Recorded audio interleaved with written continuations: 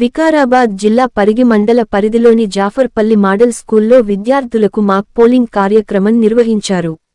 ఈ కార్యక్రమానికి ముఖ్య అతిథిగా పాల్గొన్న ఎమ్మెల్యే విద్యార్థులకు బ్యాడ్జ్లు అందజేశారు. విద్యార్థులకు ఆయన శుభాకాంక్షలు తెలిపారు. ఈ సందర్భంగా ఆయన మాట్లాడుతూ మోడల్ స్కూళ్ల ఘనత కాంగ్రెస్ ప్రభుత్వానికే దక్కుతుందన్నారు. పేద విద్యార్థుల కోసం ప్రభుత్వం ఎంతో కృషి చేస్తుందన్నారు. అధికారంలోకి వచ్చాక ఉద్యోగాలు, పదోన్నతులు కల్పించడం జరిగిందని తెలిపారు. ఈ ప్రభుత్వం విద్యాభివృద్ధికి పెద్దపీట వేస్తుందన్నారు.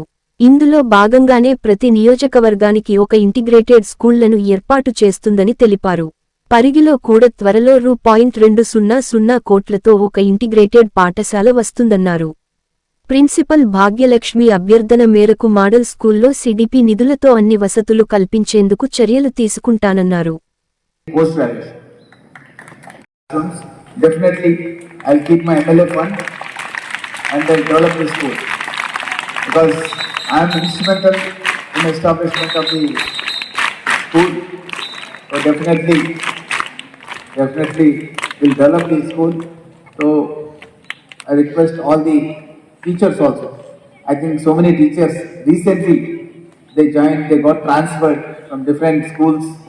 So I welcome you to our Pargi school.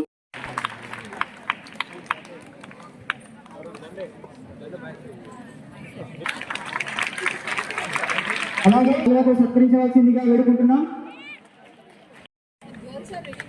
అలాగే ఎంఆర్ఓ సార్ గారిని శాలువాతో సత్కరించవలసిందిగా శంకర్ సార్ గారిని సవినయంగా వేడుకుంటున్నాం. జరుగుతుంది. మరి ఈనాటి మన పాఠశాల ఎన్నికల్లో